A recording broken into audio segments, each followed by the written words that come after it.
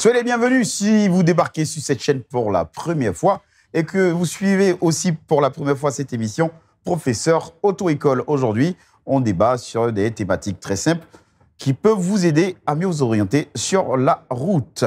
On va passer maintenant à la rubrique mécanique de cette émission, connaître sa voiture. On va discuter autour de la crémaillère. À tout de suite.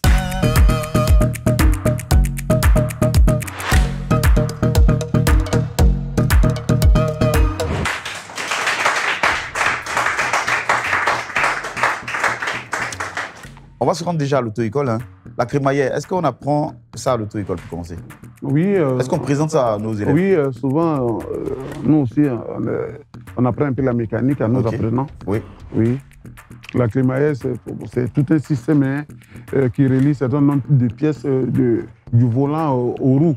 C'est ça. C'est ça qui vous permet de tourner le véhicule où vous allez soit à gauche ou bien à droite. Donc voilà ce qu'on appelle la crémaillère.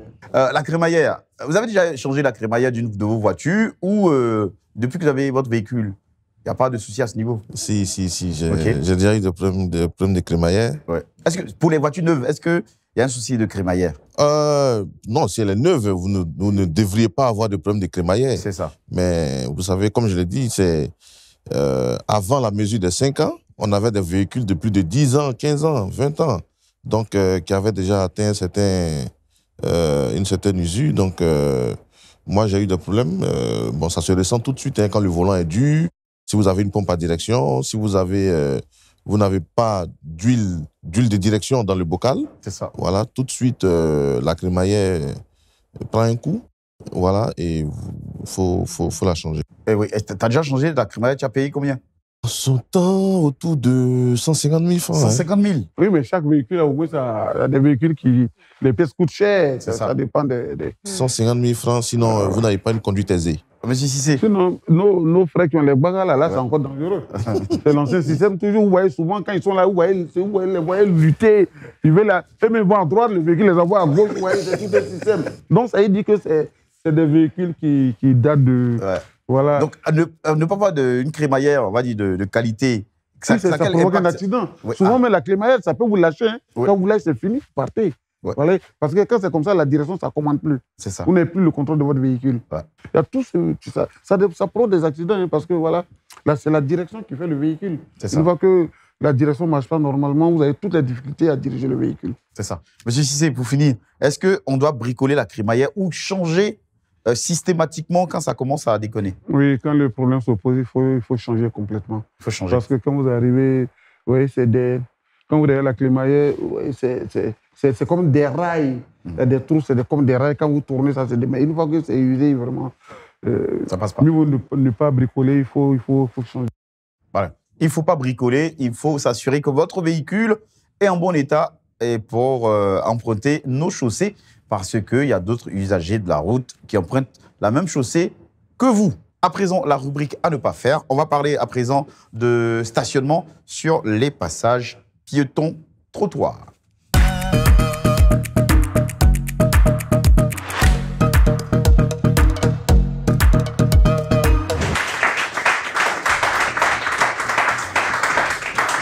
L'avant-dernière rubrique de cette émission, les erreurs à ne pas faire, stationner ou s'arrêter sur les passages piétons trottoirs. On se rend compte que certains véhicules prennent le malin plaisir à circuler sur les trottoirs. Est-ce que c'est une bonne chose, monsieur Assimian? Bon, moi, quand je regarde souvent les véhicules qui empruntent les passages des piétons, c'est lorsqu'il y a les embouteillages et autres. Et finalement, ils chassent les piétons. Ouais. C'est-à-dire, tu te sauves ou tu meurs. Et là, c'est les transporteurs qui ont l'habitude de faire ce genre d'erreurs. Voilà, les taxis, et les baka et autres, c'est eux qui commettent ce genre de bêtises. Voilà. Vous n'avez pas de véhicule, vous avez dit, vous ne roulez pas, monsieur l'écrivain. Oui. Est-ce que les véhicules sont indisciplinés à ce point de rouler sur les trottoirs? Oui. Nous, les piétons, nous sommes obligés de regarder à gauche et à droite. Voilà. Pendant que je voulais passer, il y a un qui est venu juste. Heureusement que Dieu m'a interpellé. J'ai ramené tout doucement mon pied. Ouais. Sinon, il me prenait. Wow. Voilà, nous sommes sur une route, c'est-à-dire le trottoir. Le trottoir appartient aux piétons. Maintenant, bon, quand il y a les histoires d'embouteillage, c'est là qu'on constate l'indiscipline des usagers de la route, C'est ça. comme les chauffeurs et puis les motos. Des motos. Voilà. Monsieur Quevin, est-ce que vous avez déjà roulé ou stationné sur un trottoir? Non, je ne pense pas. Ok. Je ne pense pas. Pourquoi est-ce que, selon vous, les autres le font? C'est constaté le plus souvent chez les transporteurs. Ouais. Ouais, parce que, bon, ils expliquent souvent le problème de recettes. Ils sont soi-disant pressés. Donc, ils empruntent le passage piéton. Mais bon, pour moi, je pense qu'il faut rester discipliné. Voilà, il faut rester discipliné. Plus on est discipliné, tout se passe bien. Voilà. Au niveau de l'auto-école, tout le monde vient sans titre. C'est-à-dire, on va à l'auto-école, je ne suis pas waterman, ni chauffeur de bus, de baka. Donc, on apprend les mêmes cours. Pourquoi certains, à la sortie des auto-écoles, ils tentent le coup au cours de la route? Oui, ce sont les appelle les délinquants routiers. Quand vous venez chez nous, là-bas, quand on parle de la route, déjà, quand on parle de la route, c'est un ensemble. Okay. La route est divisée en plusieurs parties et chacun doit emprunter la partie qui vous est réservée. C'est ça. On prend la chaussée. C'est la chaussée de la route. La chaussée, c'est la partie de la route qui est aménagée pour la circulation des véhicules. Et maintenant, nous avons les trottoirs, c'est réservé aux piétons. Vous voyez? Donc, les trottoirs sont réservés uniquement pour les piétons, pour les passages des piétons. Voilà. Alors, comment un conducteur, il doit stationner, s'il veut stationner? Oui, le stationnement, ça ne se fait pas sur les trottoirs. Le stationnement, les gens, le stationnement. Non, par exemple, on va à un supermarché. J'ai pas le choix. Il y a des parkings, quand même. Il y a des parkings. Il ne faut pas stationner où les piétons passent sur le trottoir. Non, ça ne se fait pas. Tu vas dans un supermarché, il y a des parkings, quand même, il faut stationner. Le stationnement, c'est l'immobilisation prolongée d'un véhicule à l'attente du conducteur. En ce moment, le moteur est arrêté, le porteur, tout est bloqué. Vous mettez-les. Et en cas même d'urgence, s'il y a un cas d'urgence où la gendarmerie ou bien les sapeurs doivent intervenir, ils doivent passer où? Qu'est-ce qu'ils doivent lui faire? Non, vous n'êtes pas autorisé à lui faire. Dans tous les cas, il faut bien se comporter sur la route et surtout ne pas stationner sur les passages piétons trottoirs. C'est tout pour notre rubrique à ne pas faire. On va basculer dans un court instant à la rubrique On freine sur ça. Aujourd'hui, Mathis nous parle des équipements obligatoires à avoir dans sa voiture. À tout de suite.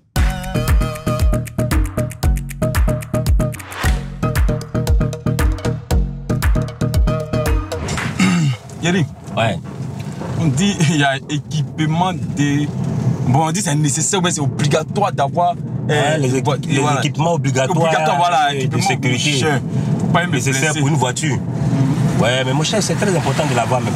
Ce sont les phares, ok, les feux, les éclairages, les pare-brises et les vitres qui doivent être vraiment bien visibles, les airbags par exemple, la ceinture de sécurité, les triangles, tu vois, non, de signalisation, les roues et la roue de secours.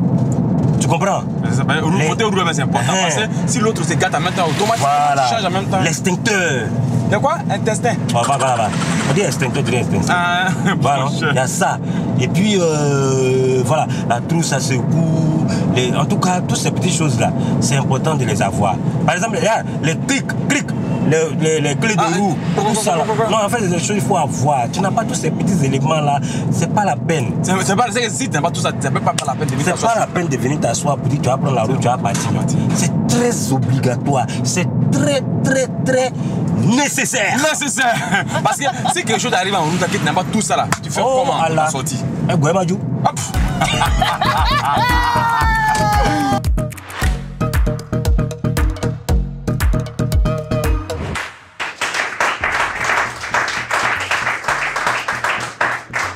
À l'instant, la capsule, on freine sur ça. Les équipements obligatoires dans une voiture ou qu'une voiture doit avoir. Est-ce que ton frère, notre célèbre ami, est-ce qu'il avait tous les équipements dans sa voiture? Oui, ok, bien sûr, puisque c'est une société. Ouais. Donc, ils ont tout ça. Donc, tous les équipements. Mais par contre, moi, je vois certains chauffeurs et conducteurs qui n'ont pas certaines choses. Ouais. Et lorsqu'ils tombent en panne, c'est là maintenant ils vont arrêter les autres pour venir en aide. Donne-moi cric, donne-moi pneu secours, bon, tout ça là. Ils voient que c'est pas bon. Est-ce que vous avez un équipement comme l'extincteur dans votre voiture? Non, malheureusement. Okay. Pourquoi? Parce qu'il faut avoir des équipements de ce genre. Oui, bien sûr.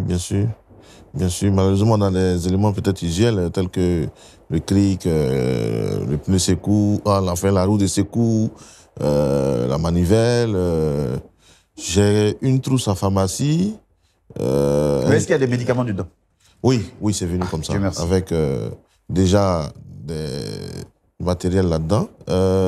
J'ai même un gilet fluorescent. C'est ça. Voilà, voilà. Et puis le triangle. C'est ça. Voilà. C'est ça.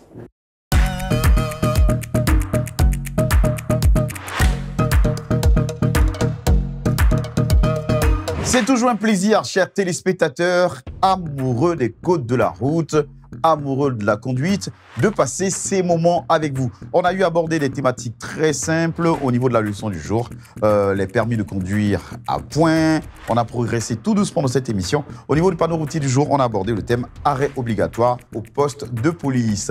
Dans Connaître sa voiture, nous avons parlé de la crémaillère, les erreurs à ne pas faire. Aujourd'hui, le sujet était de ne pas stationner ou s'arrêter sur les passages piétons, trottoirs. Et puis on a terminé avec la capsule satirique de notre ami Mathis, les équipements à avoir obligatoirement dans sa voiture. Une autre émission spéciale aura lieu la semaine prochaine. D'ici là, soyez prudents sur nos routes, respectez les codes de la route et surtout, avant de sortir chez vous, vérifiez que votre véhicule est en bon état et que vous-même, vous êtes en bon état de santé pour conduire votre voiture. Merci d'être venu. On s'applaudit très fort dans le public. À très bientôt. Ciao, ciao les amis.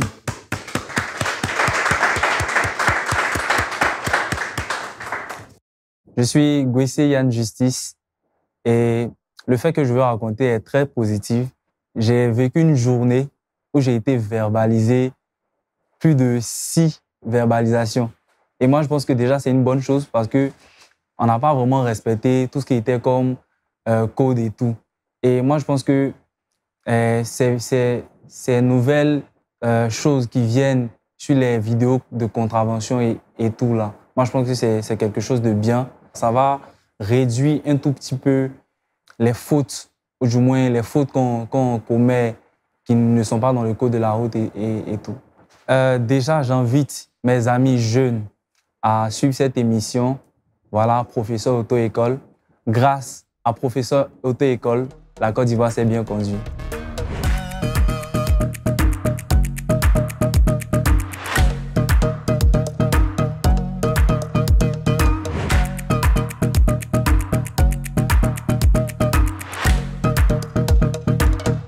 Cette émission vous a été présentée par Boyout Immobilier et par ATL Electronics.